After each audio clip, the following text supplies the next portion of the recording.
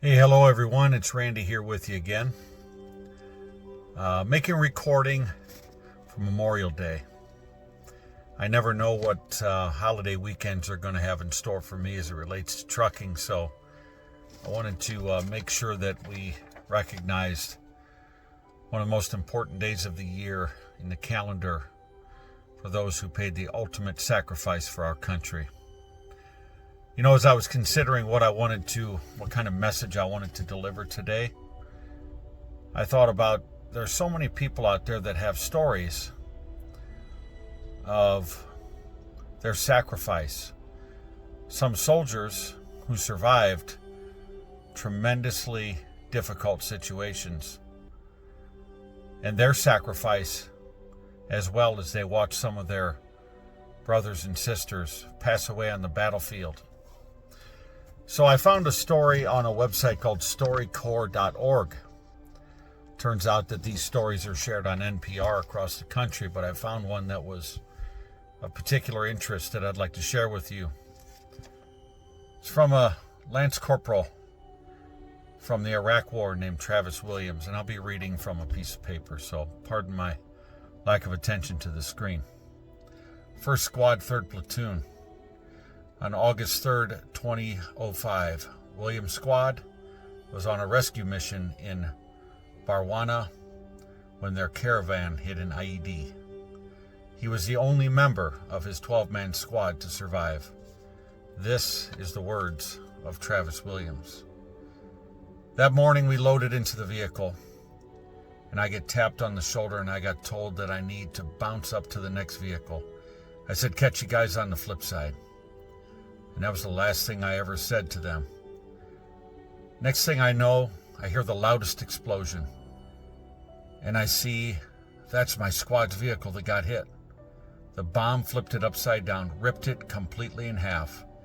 And everything inside of it was just parts. And we got to wait for the chopper to come recover them. So the guys from the rest of our platoon had to go out there with blankets and cover up these body parts so dogs don't come and grab my friend's arm and have a meal. When I got back into our room for the first time, it was just a mess. You know, we had to spend the next couple of days just packing up all this stuff and mailing it home to their families. Mailing their letters that they hadn't mailed, and cleaning up the dishes they hadn't cleaned up, and there's dirty laundry. It was all I had left of my friends. And when I got home, I knew that I would meet these guys' parents, their girlfriends, and their brothers and sisters. And it's hard because I feel guilty for being the one guy left. But I also feel a responsibility. I better make sure that everybody knows who these guys were, what these guys did. And you know, I'm most proud of not blowing my head off by now. It's just a whole lot easier if you're dead. But that shouldn't be your tribute to your dead friends. When they're looking down on you, they don't want you to be living in the moment that killed them. You made it. You got home. You should honor their memory by living the life that they didn't get to live. What a message from a brave soldier.